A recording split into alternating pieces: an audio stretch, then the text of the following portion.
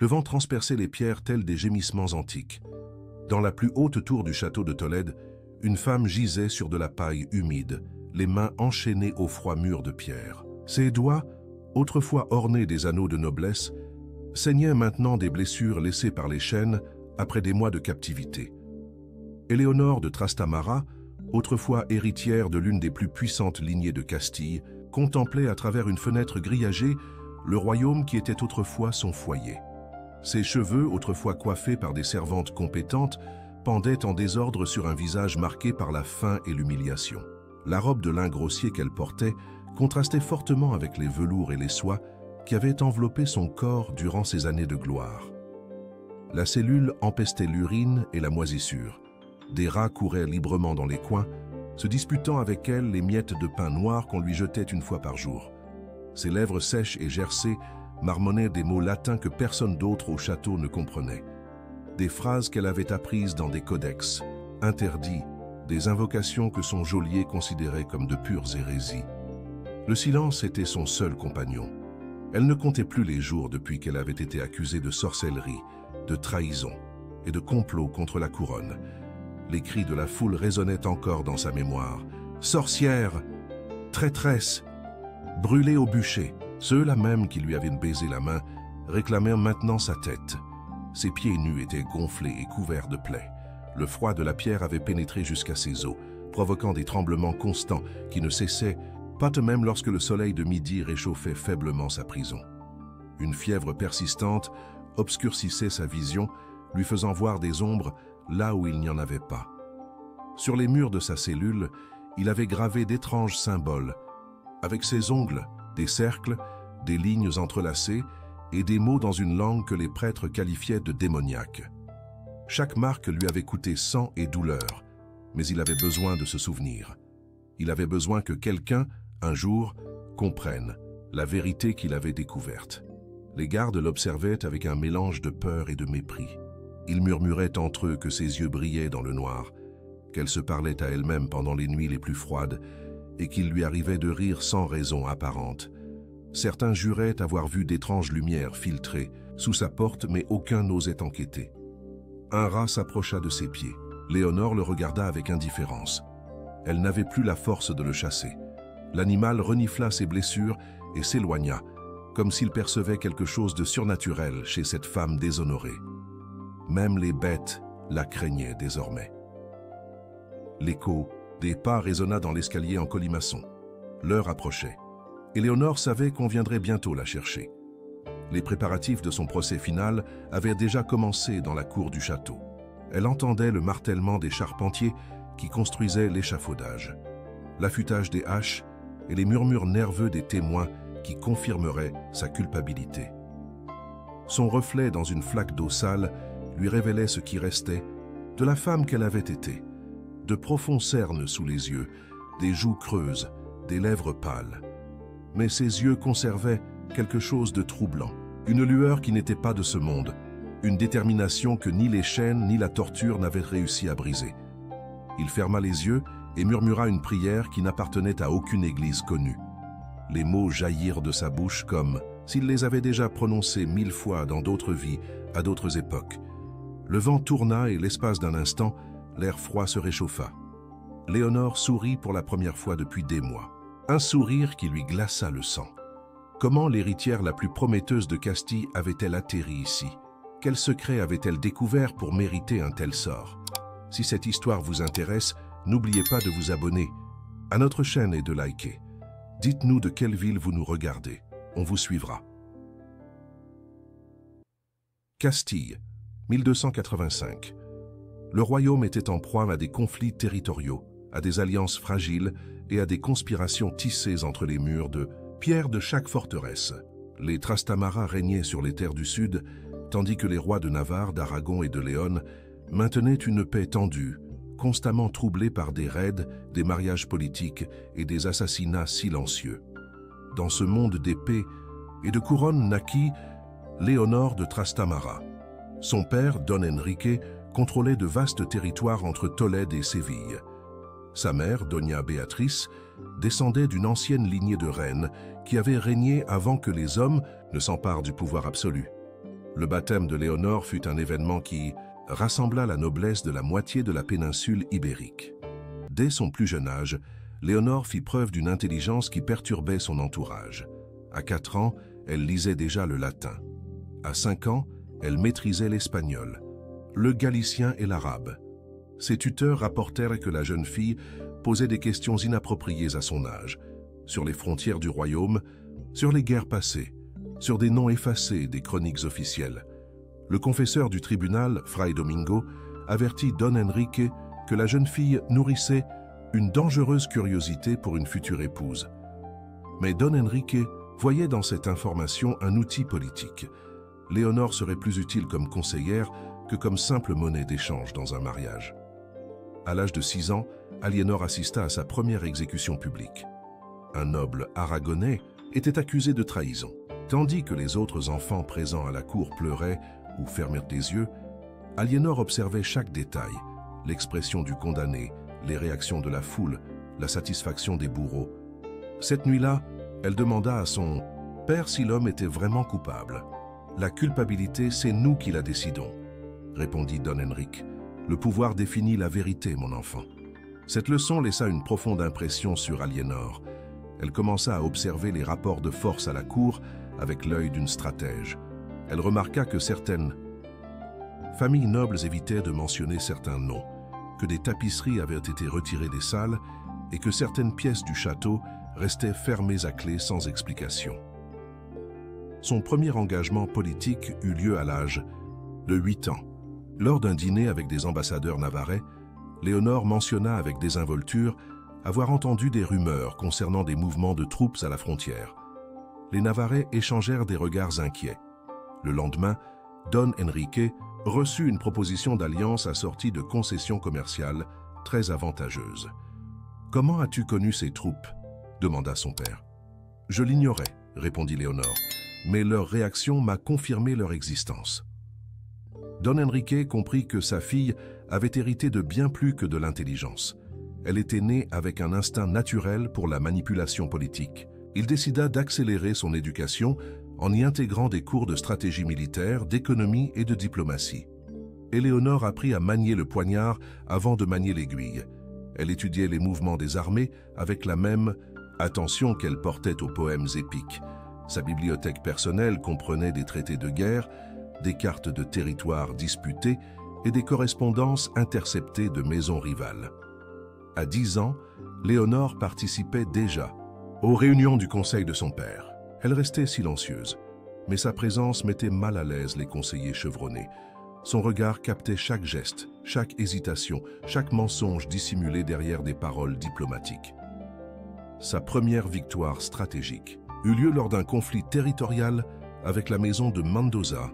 Léonore proposa un mariage entre sa cousine et l'héritier Mendoza, mais incluait une clause garantissant qu'en cas de décès sans descendance, les terres disputées passeraient à la famille Trastamara. L'héritier Mendoza mourut dans un accident de chasse 3 mois après le mariage. « Coïncidence ?» demanda Don Enrique. Léonore sourit. Son père n'avait jamais eu de réponse à cette question. La renommée de l'enfant stratège se répandit dans toute la Castille. Les nobles commencèrent à solliciter des audiences auprès d'elle, en quête de conseils ou d'alliances. Léonore récompensait chaque conseil par des informations, secrets de famille, mouvements militaires, faiblesses personnelles de ses rivaux politiques. À l'âge de 12 ans, Léonore de Trastamara avait bâti un réseau d'informateurs qui s'étendait de Tolède à Séville. Elle connaissait les secrets les plus secrets de la moitié de la noblesse castillane et possédait suffisamment de lettres compromettantes pour faire tomber une 12aine de maisons nobles. Son ascension au pouvoir royal commença lorsque le roi Sanche IV tomba gravement malade. La noblesse se divisa en factions, chacune soutenant un successeur potentiel. Aliénor y vit une opportunité et prit une décision qui allait changer l'histoire du royaume. Elle envoya des messagers secrets à toutes les factions, offrant son soutien en échange de concessions spécifiques.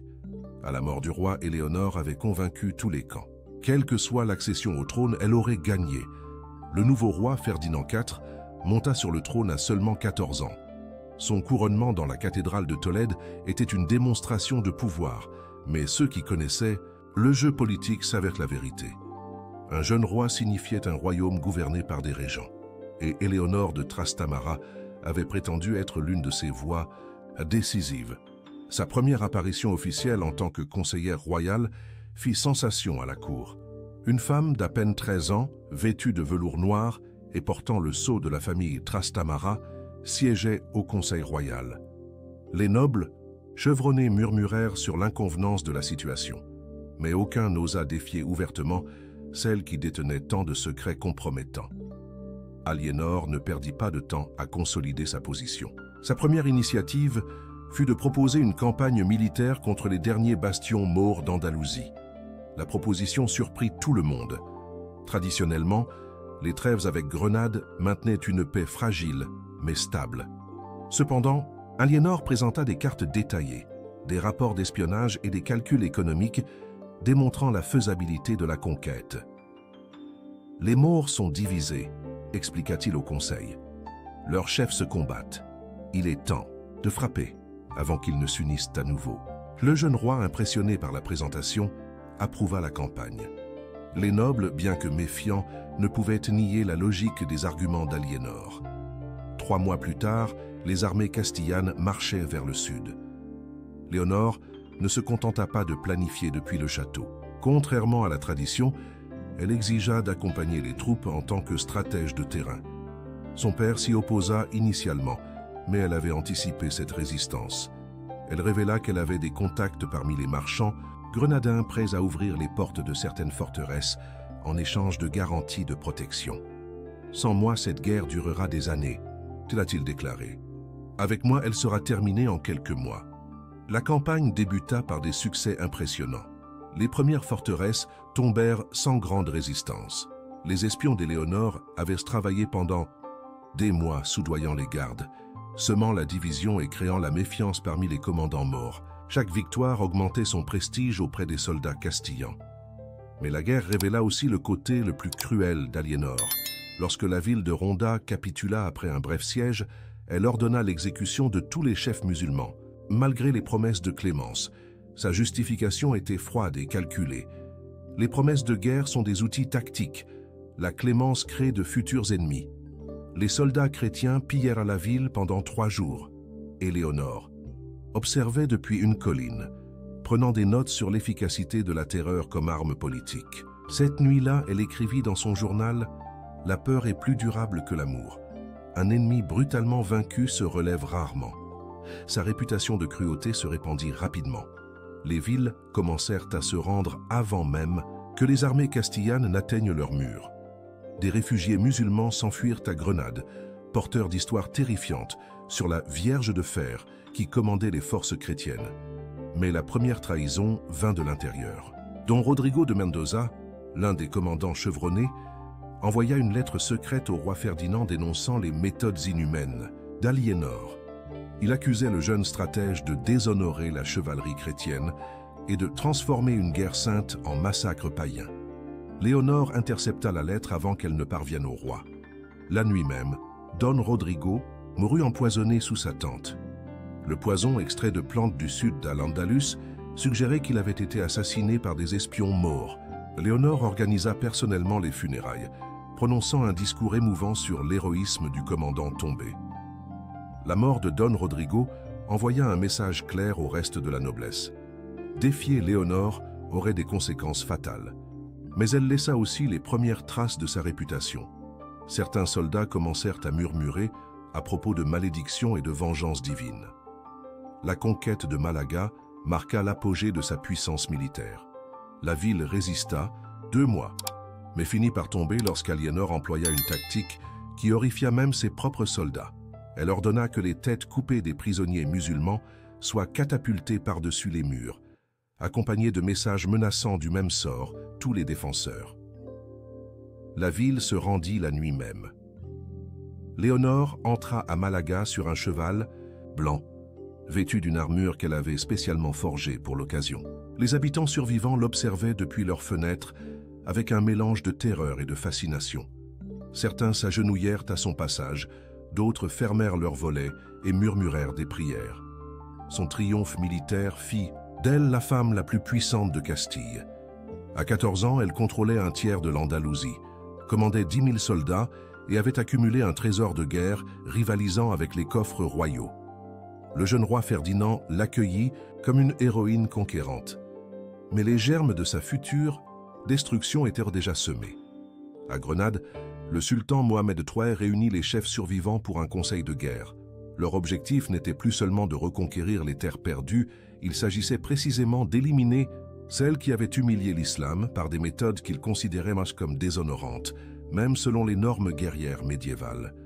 Tandis qu'Aliénor célébrait ses victoires à Tolède, 500 cavaliers grenadins traversèrent les camps, montagnes en mission secrète.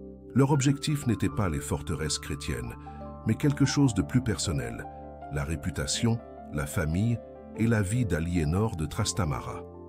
La guerre était terminée, mais la vengeance ne faisait que commencer. Éléonore de Trastamara avait accédé au pouvoir absolu à l'âge de 15 ans. Elle contrôlait les terres les plus riches d'Andalousie, exerçait une influence directe sur le jeune roi Ferdinand IV et avait amassé une fortune personnelle qui surpassait celle de nombreux royaumes voisins.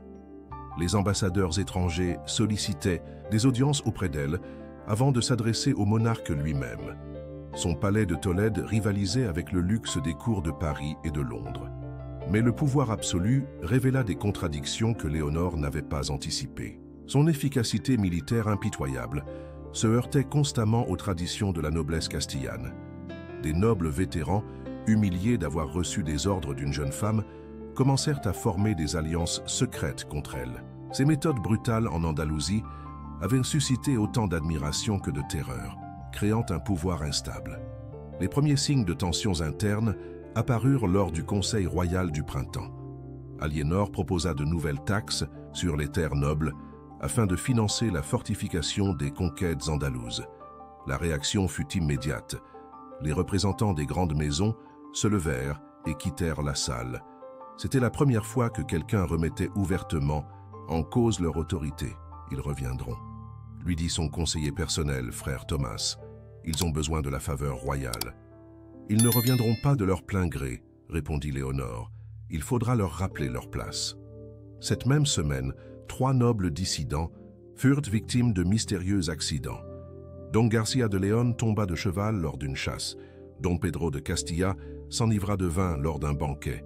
Don Alfonso de Guzman disparut lors d'un voyage sur ces terres. Les survivants comprirent le message et retournèrent au conseil, mais les germes de la rébellion avaient déjà germé.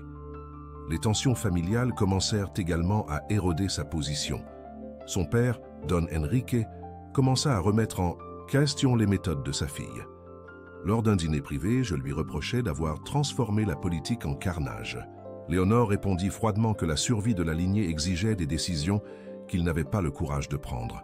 « J'ai créé un monstre », murmura Don Enrique. « Tu as créé une reine », rétorqua Éléonore. « La différence, c'est que je ne demande pas la permission. » Cette conversation marqua le début d'une rupture irréparable entre le père et la fille.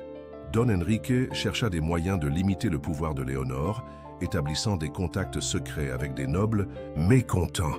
Le patriarche de la famille Trastamara était devenu, sans le vouloir, le premier ennemi intérieur de sa propre fille. Des problèmes avec l'Église surgirent lorsqu'Aliénor décida de reconstruire plusieurs mosquées conquises pour en faire des centres d'administration civile au lieu de les convertir en églises chrétiennes. Sa justification était pratique. Elle avait besoin de bâtiments fonctionnels pour gouverner les nouveaux territoires. Mais l'archevêque de Tolède interpréta cette décision comme une marque de sympathie envers l'islam. Dieu punit ceux qui profanent ses victoires. Ça avertit l'archevêque lors d'un sermon public entendu par toute la cour. Aliénor assista à la messe suivante, escortée de 50 soldats armés. Son message était clair. L'Église pouvait prêcher, mais elle décidait de la politique, du royaume.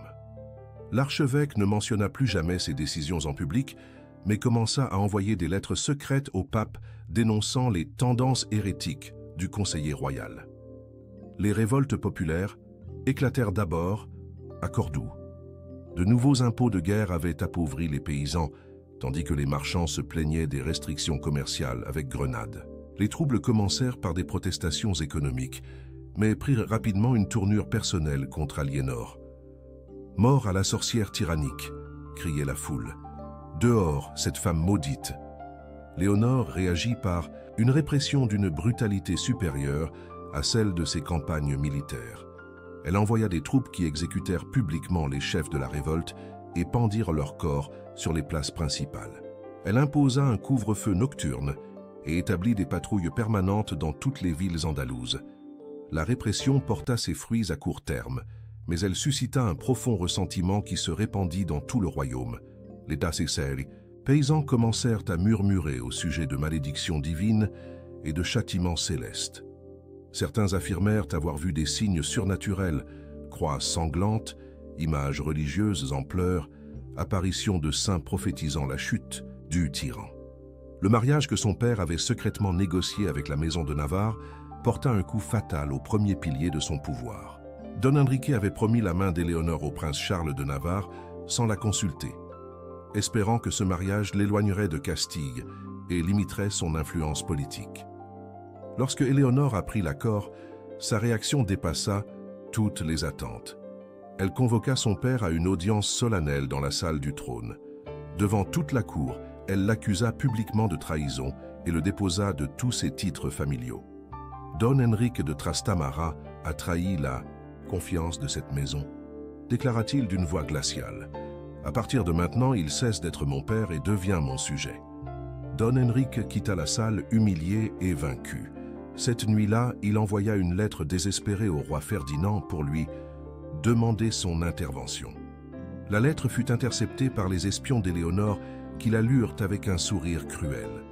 Son propre père avait commis l'erreur de la défier ouvertement. 3 jours plus tard, Don Enrique fut retrouvé mort dans son appartement. Les médecins déclarèrent qu'il avait été victime d'une crise cardiaque, mais des rumeurs d'empoisonnement se répandirent aussitôt à la cour. Léonore organisa des funérailles somptueuses et prononça un discours émouvant sur la douleur de la perte d'un père bien-aimé. Mais quelque chose avait changé en elle après sa mort. Les courtisans remarquèrent qu'elle souriait moins souvent, qu'elle parlait moins lors des réunions et qu'elle passait des heures enfermée dans ses appartements. Certains prétendaient l'avoir entendue se parler à elle-même la nuit, conversant avec des voix que personne d'autre ne pouvait entendre. Le jeune roi Ferdinand, alors âgé de 17 ans, commença à montrer les premiers signes d'indépendance. Il prit des décisions sans consulter Aliénor, rencontrant en privé les nobles qu'elle avait marginalisés et remettant ouvertement en question certaines de ses politiques les plus controversées. « Je pense qu'il est temps pour moi de gouverner seul », lui a-t-il dit lors d'une audience privée. Léonore l'observa en silence pendant de longues secondes, puis elle sourit avec une froideur qui glaça le sang du jeune roi.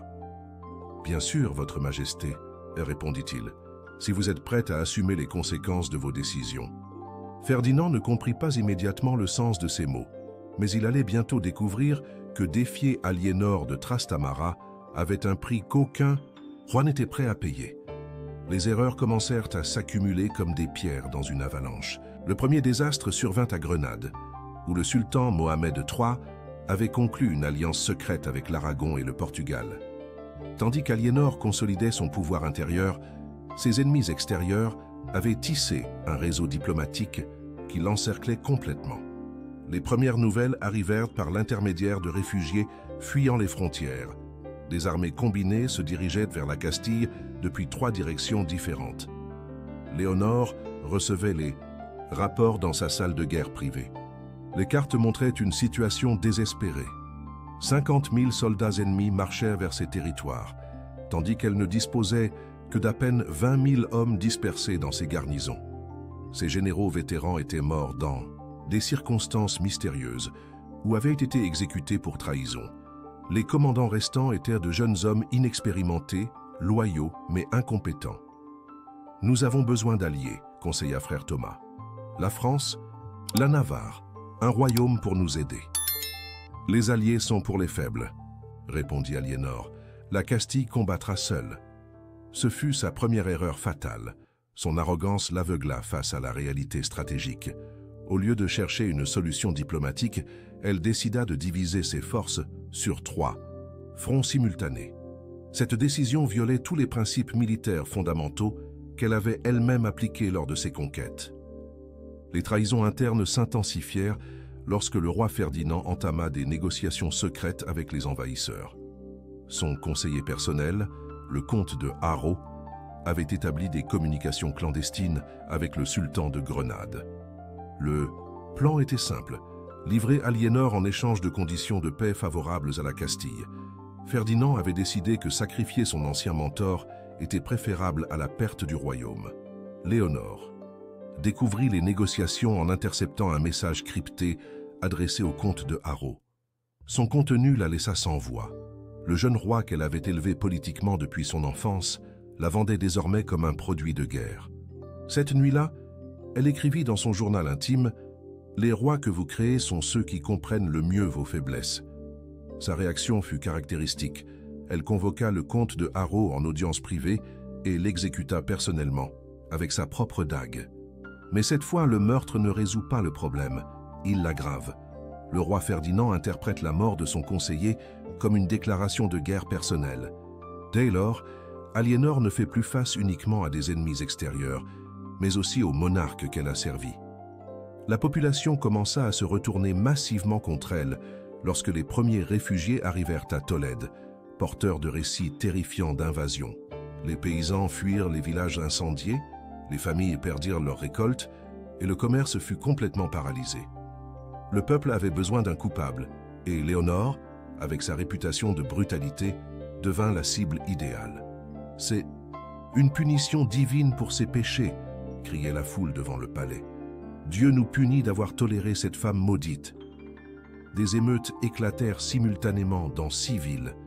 Cette fois, il ne s'agissait pas de manifestations organisées, mais d'explosions spontanées de colère populaire. Les manifestants brûlèrent des portraits d'Éléonore, pillèrent les domiciles de ses collaborateurs et pillèrent les centres de collecte des impôts qu'elle avait établis.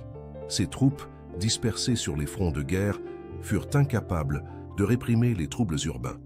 Éléonore montra les premiers signes de désespoir lorsqu'elle ordonna à ses gardes personnels de tirer sur les manifestants depuis les fenêtres du palais. Le massacre de civils non armés marqua un tournant. Même ses plus fidèles partisans commencèrent à douter de sa santé mentale. Plusieurs membres de son conseil privé démissionnèrent, invoquant des problèmes de conscience. La perte de contrôle se manifesta physiquement. Léonore commença à souffrir d'insomnie chronique, arpentant les couloirs du palais toute la nuit. Ses serviteurs rapportèrent qu'elle parlait toute seule, entretenant des conversations animées avec des personnes invisibles. Lors des réunions officielles, ses mains tremblaient et sa voix se brisait lorsqu'elle essayait de donner des ordres. Son isolement s'intensifia lorsque ses anciens espions commencèrent à faire défection. Le réseau d'informateurs qu'elle avait bâti au fil des ans s'effondra en quelques semaines. Ses anciens collaborateurs s'enfuirent en France ou se réfugièrent dans des monastères, emportant avec eux des secrets susceptibles de la compromettre. Éléonore resta aveugle et sourde, sans aucune information sur les faits et gestes de ses ennemis. Sa dernière tentative désespérée pour reprendre le contrôle fut de convoquer tous les nobles survivants à une réunion d'urgence à Tolède.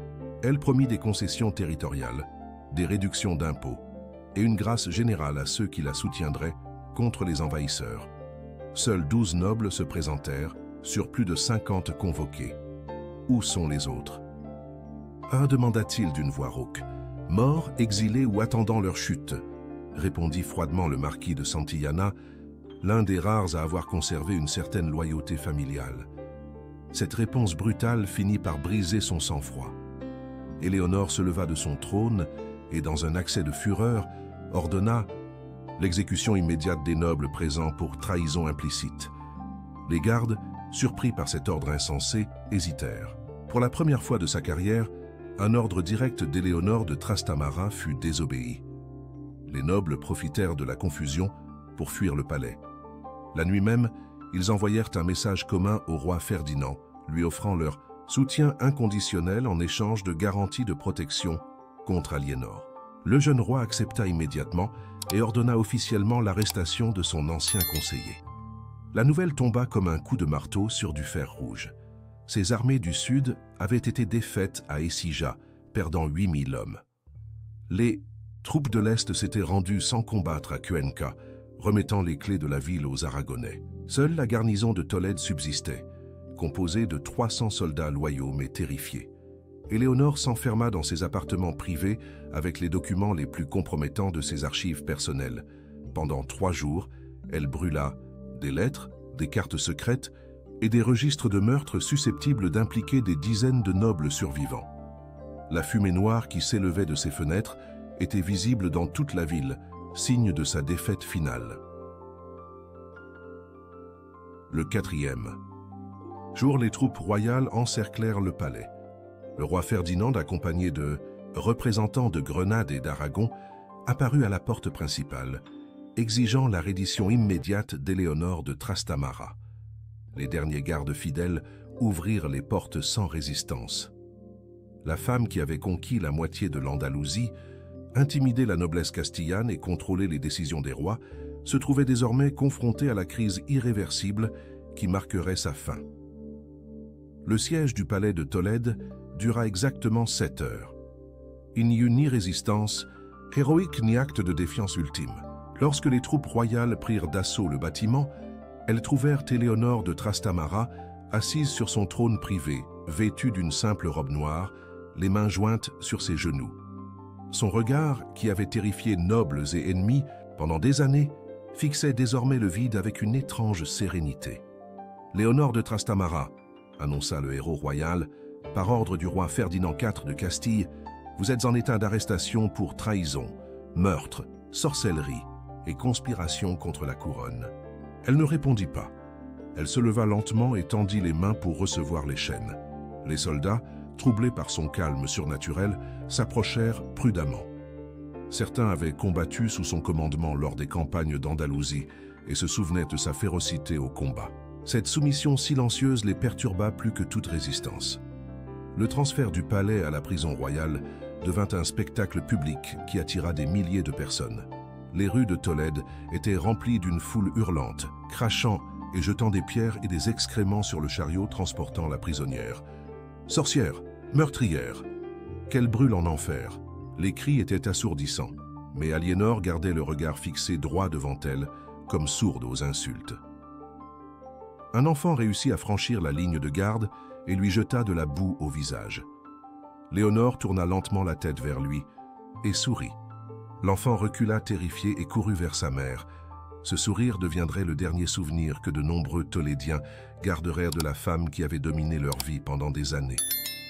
La prison royale était un bâtiment en pierre noire construit sous le règne d'Alphonse X. Les cellules souterraines avaient abrité traîtres, meurtriers et hérétiques pendant des générations. La cellule attribuée à Léonore était la même, où était mort le dernier prétendant au trône qui s'était rebellé contre la couronne. Les murs portèrent des gravures de prisonniers précédents, prières désespérées, malédictions et des comptes de jours jamais achevés. Le procès s'ouvrit 3 semaines plus tard dans la grande salle de la cathédrale de Tolède. Le choix du lieu n'était pas fortuit. Tenir les débats en un lieu sacré envoyait un message clair sur la nature des accusations. L'archevêque présidait le tribunal, entouré de représentants du roi, de nobles survivants et d'ambassadeurs étrangers venus assister à la chute de la femme la plus redoutée de Castille. Les actes d'accusation furent lus pendant 2 heures entières. Meurtre de Don Rodrigo de Mendoza, Don Garcia de León, Don Pedro de Castilla, Don Alfonso de Guzmán et de son propre père, Don Enrique. Massacre de prisonniers musulmans à Ronda et Malaga.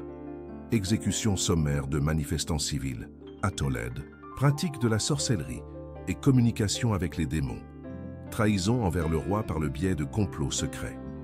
La liste semblait interminable. Les témoins se succédaient. D'anciens serviteurs relatèrent des comportements étranges, conversations avec des voix invisibles, lumière mystérieuse dans leurs chambres, rires à glacer le sang la nuit. Des soldats survivants des campagnes d'Andalousie décrivaient des méthodes de guerre qu'ils jugeaient inhumaines, même selon les normes médiévales. Des nobles témoignaient de menaces, de chantage et de meurtres ordonnés sur un coup de tête. Léonore écouta tout dans un silence absolu. Elle ne présenta aucune défense, ne fit entendre aucun témoin et ne tenta de réfuter aucune accusation. Lorsque le président du tribunal lui demanda si elle avait quelque chose à dire pour sa défense, elle secoua simplement la tête. Son silence était plus dérangeant que n'importe quel plaidoyer passionné. La seule fois où il a réagi, C'est lors du témoignage de frère Thomas, son ancien conseiller personnel. Le prêtre, les larmes aux yeux, a raconté comment il avait vu Léonore se transformer progressivement, d'une jeune femme brillante en un instrument du mal. Il a décrit d'étranges rituels, des livres interdits et des cérémonies nocturnes auxquelles il avait assisté ces derniers mois. À ces mots, Léonore releva la tête pour la première fois et fixa frère Thomas. Le prêtre s'interrompit au milieu de sa phrase, pâlit visiblement et se mit à bégayer. Plusieurs témoins certifièrent plus tard que la température de la pièce avait baissé de plusieurs degrés pendant ces quelques secondes de contact visuel. La réaction populaire fut unanime et féroce.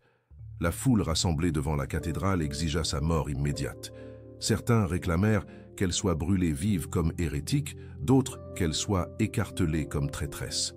Les cris redoublèrent d'intensité chaque fois qu'un détail particulièrement macabre apparaissait au cours du témoignage. Le roi Ferdinand assista personnellement aux dernières audiences du procès. Sa présence était nécessaire pour valider juridiquement la sentence, mais elle avait aussi une dimension personnelle. Le jeune monarque devait assister de ses propres yeux à la chute de la femme qu'il avait manipulée tout au long de son enfance et de son adolescence.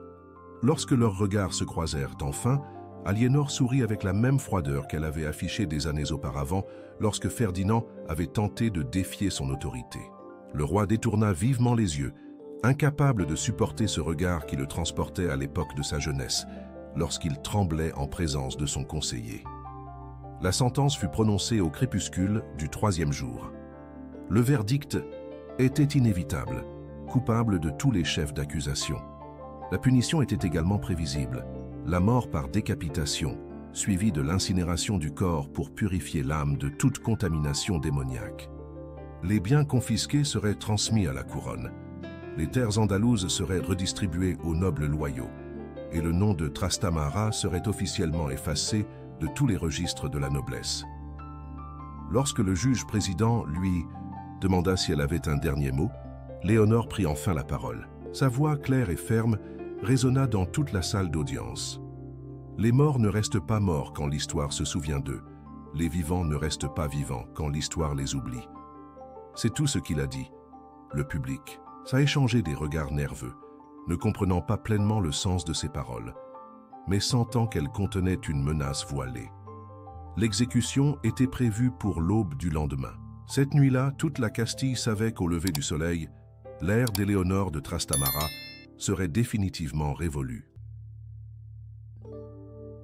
L'aube du 15 octobre 1304 arriva enveloppée de nuages gris qui obscurcissaient le ciel de Tolède. Dans la cour centrale du château, l'échafaudage avait été construit en chêne et surélevé de 3 mètres au-dessus du sol afin que toute la foule puisse assister à l'exécution. Des milliers de personnes s'étaient rassemblées dès avant, l'aube portant torches, croix et amulettes protectrices. Éléonore de Trastamara sortit de sa cellule d'un pas décidé. Elle refusa l'aide du confesseur et le bandeau sur les yeux. Elle portait la même robe noire que lors de son arrestation, mais ses cheveux étaient désormais attachés pour faciliter le travail du bourreau. Ses mains, libérées de leurs chaînes pour la première fois depuis des semaines, restaient étrangement immobiles à ses côtés. La foule rugit à son apparition dans la cour. Certains lancèrent des insultes, d'autres récitèrent des prières. Beaucoup contemplaient simplement, en silence, celle qui avait dominé leur vie pendant des années. Des soldats formèrent un cordon autour de l'échafaud pour empêcher les spectateurs les plus excités de tenter de la lyncher avant l'exécution officielle. Elle gravit les marches de l'échafaud sans aide ni hésitation. Le bourreau, un homme, costaud couvert d'une cagoule noire, l'attendait près du billot de bois où des dizaines de traîtres étaient morts avant elle. Léonore s'agenouilla et posa sa tête sur le billot sans qu'on lui en fasse la demande. « Dernier mot ?» demanda le bourreau suivant le protocole. Léonore leva légèrement la tête et scruta la foule. Sa voix résonna clairement et avec force dans toute la cour. « La Castille se souviendra de mon nom quand elle aura oublié le sien. » La hache s'abattit dans un bruit sec, audible jusque dans les rues les plus reculées de Tolède. La tête roula sur les planches, tandis que le sang imbibait le quai. Un silence inquiétant s'abattit sur la foule pendant quelques secondes, comme si personne n'arrivait à croire que la femme la plus redoutée du royaume était enfin morte. Mais les événements étranges commencèrent aussitôt. Lorsque la bourrelle releva la tête pour la montrer au public, les yeux d'Éléonore restèrent ouverts et semblèrent suivre les mouvements des gens. Plusieurs spectateurs jurèrent l'avoir vue sourire après sa mort. Une rafale de vent glacial traversa la cour, éteignant simultanément toutes les torches et plongeant les lieux dans une obscurité surnaturelle. Le corps fut immédiatement brûlé sur un bûcher, construit avec du bois béni par l'archevêque. Les flammes brûlaient d'un bleu jamais vu auparavant, et une fumée noire s'élevait en volute, rappelant étrangement des serpents. Plusieurs témoins rapportèrent avoir entendu des rires au milieu du crépitement du feu. À sa mort, une campagne systématique fut lancée pour effacer sa mémoire de l'histoire officielle. Le roi Ferdinand ordonna la destruction de tous les portraits, documents et références à Éléonore de Trastamara dans les archives royales. Les chroniqueurs reçurent l'ordre d'omettre son nom des chroniques des campagnes d'Andalousie. Les nobles survivants qui avaient collaboré avec elle achetèrent le silence des témoins et détruisirent toute correspondance compromettante. Les terres conquises en Andalousie furent redistribuées entre les maisons nobles restées fidèles lors de la crise finale. Le trésor personnel d'Aliénor, estimé à plus de 100 000 maravédis d'or, fut directement versé aux caisses royales. Ses propriétés à Tolède furent démolies et les terres consacrées par des prêtres pour purifier le pays des influences maléfiques. Mais la diffamation officielle ne put effacer complètement son héritage. Les réformes administratives qu'elle mit en œuvre en Andalousie se révélèrent si efficaces que les nouveaux gouverneurs les maintinrent secrètement. Les systèmes fiscaux, l'organisation militaire et les méthodes de contrôle territorial, conçues par Aliénor, continuèrent d'être utilisés pendant des décennies, bien qu'officiellement attribués à d'autres stratèges. Ironiquement, certains de ses ennemis les plus féroces adoptèrent ces méthodes. Le roi Ferdinand lui-même commença à utiliser des réseaux d'espionnage similaires à ceux qu'elle avait créés. Les nobles qui l'avaient trahi appliquèrent les techniques répressives qu'elle avait tant critiquées lorsqu'elle les employa sur leur propre territoire. La véritable ironie de l'histoire survint 30 ans après sa mort. Le royaume de Grenade, qui avait mené la coalition ayant entraîné sa chute, adopta plusieurs des systèmes administratifs qu'Éléonore avait mis en place dans les territoires conquis. Ces mêmes méthodes que les Maures avaient jugées inhumaines se révélèrent si efficaces qu'ils les intégrèrent à leur propre structure gouvernementale. Des chroniqueurs ultérieurs, écrivant des décennies après les événements, commencèrent progressivement à réécrire l'histoire. Certains la présentèrent comme une victime de la misogynie médiévale, d'autres comme une pionnière de la stratégie politique moderne. Les archives ecclésiastiques la décrivirent comme un instrument diabolique, tandis que les documents militaires la reconnurent comme l'une des plus grandes stratèges de son temps. Son influence s'étendit au-delà des frontières de la Castille. Les méthodes de guerre psychologique qu'il développa furent étudiées et adaptées par des commandants en France, en Angleterre et dans les États italiens. Les manuels de stratégie militaire ultérieure incluaient des références voilées à ces techniques, bien qu'ils mentionnaient rarement son nom. Les conséquences de ces actes se firent sentir à long terme. Les réformes qu'il imposa à la noblesse castillane affaiblirent durablement le pouvoir des grandes maisons traditionnelles. Cette concentration du pouvoir royal, initialement conçue à son profit, facilita les unifications territoriales qui allaient donner naissance à l'Espagne moderne des décennies plus tard. La crainte, semée au sein de la noblesse européenne, envers les femmes occupant des postes de pouvoir royal, mit des générations à se dissiper. Les nobles élaborèrent des restrictions plus strictes sur l'éducation politique de leurs filles, craignant la création de nouvelles Aliénor de Trastamara, susceptibles de menacer l'ordre établi. Mais l'héritage le plus troublant fut peut-être celui des rumeurs qui ne cessèrent jamais complètement. Pendant des décennies après sa mort, des femmes apparurent dans différents royaumes, prétendant être Éléonore de Trastamara, avoir échappé à l'exécution ou être revenues d'entre les morts. Certaines furent exécutées comme imposteurs, d'autres disparurent mystérieusement avant d'être capturées. À Tolède, le lieu où elle avait été exécutée devint un lieu que l'on évitait la nuit tombée. Les habitants rapportèrent des apparitions, des voix chuchotant en latin et d'étranges lumières dansant au-dessus de l'emplacement de l'échafaud. L'archevêque ordonna de multiples exorcismes, mais le phénomène ne cessa jamais complètement. Le jugement final de l'histoire s'avéra ambigu. Éléonore de Trastamara avait été à la fois une brillante innovatrice politique et une tyranne impitoyable, victime des contraintes de son temps et manipulatrice sans scrupules, une brillante stratège et une assassine calculatrice. Les chroniqueurs ultérieurs ne parvinrent jamais à concilier ces contradictions dans un portrait cohérent. Il était clair que les règles du jeu politique médiéval avaient irrévocablement changé. Après Aliénor, aucun roi ne pouvait ignorer complètement la possibilité qu'une femme intelligente et ambitieuse puisse représenter une réelle menace pour le pouvoir établi. Son nom, que Ferdinand IV avait tenté d'effacer de l'histoire, réapparut peu à peu dans les chroniques étrangères, les documents ecclésiastiques et les récits oraux transmis de génération en génération. Contre toute attente officielle, la Castille se souvint bel et bien de son nom, bien après avoir oublié ceux de ses contemporains.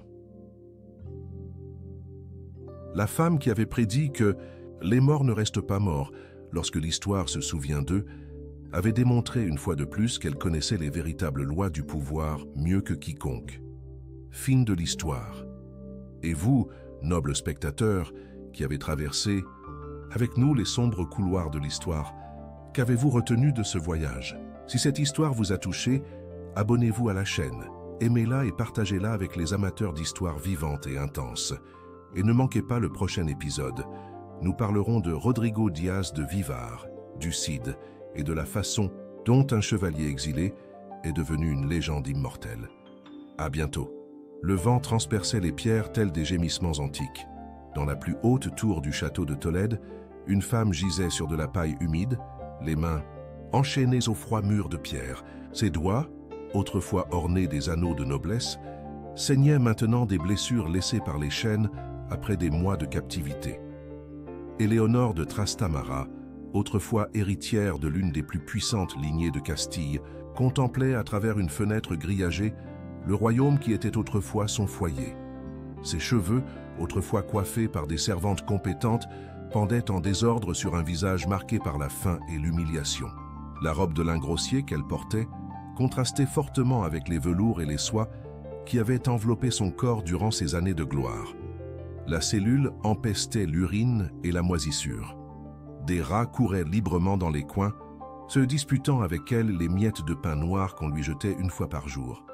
Ses lèvres sèches et gercées marmonnaient des mots latins que personne d'autre au château ne comprenait. Des phrases qu'elle avait apprises dans des codex interdits, des invocations que son geôlier considérait comme de pures hérésies. Le silence était son seul compagnon. Elle ne comptait plus les jours depuis qu'elle avait été accusée de sorcellerie, de trahison et de complot contre la couronne. Les cris de la foule résonnaient encore dans sa mémoire. Sorcière, traîtresse, brûlée au bûcher. Ceux-là même qui lui avaient baisé la main réclamaient maintenant sa tête. Ses pieds nus étaient gonflés et couverts de plaies. Le froid de la pierre avait pénétré jusqu'à ses os, provoquant des tremblements constants qui ne cessaient pas, même lorsque le soleil de midi réchauffait faiblement sa prison. Une fièvre persistante obscurcissait sa vision, lui faisant voir des ombres là où il n'y en avait pas. Sur les murs de sa cellule, il avait gravé d'étranges symboles avec ses ongles, des cercles, des lignes entrelacées et des mots dans une langue que les prêtres qualifiaient de démoniaque. Chaque marque lui avait coûté sang et douleur, mais il avait besoin de se souvenir. Il avait besoin que quelqu'un, un jour, comprenne la vérité qu'il avait découverte. Les gardes l'observaient avec un mélange de peur et de mépris. Ils murmuraient entre eux que ses yeux brillaient dans le noir, qu'elle se parlait à elle-même pendant les nuits les plus froides et qu'il lui arrivait de rire sans raison apparente. Certains juraient avoir vu d'étranges lumières filtrées sous sa porte, mais aucun n'osait enquêter. Un rat s'approcha de ses pieds. Léonore le regarda avec indifférence. Elle n'avait plus la force de le chasser. L'animal renifla ses blessures et s'éloigna, comme s'il percevait quelque chose de surnaturel chez cette femme déshonorée. Même les bêtes la craignaient désormais. L'écho des pas résonna dans l'escalier en colimaçon. L'heure approchait. Éléonore savait qu'on viendrait bientôt la chercher. Les préparatifs de son procès final avaient déjà commencé dans la cour du château. Elle entendait le martèlement des charpentiers qui construisaient l'échafaudage, l'affûtage des haches et les murmures nerveux des témoins qui confirmeraient sa culpabilité. Son reflet dans une flaque d'eau sale lui révélait ce qui restait.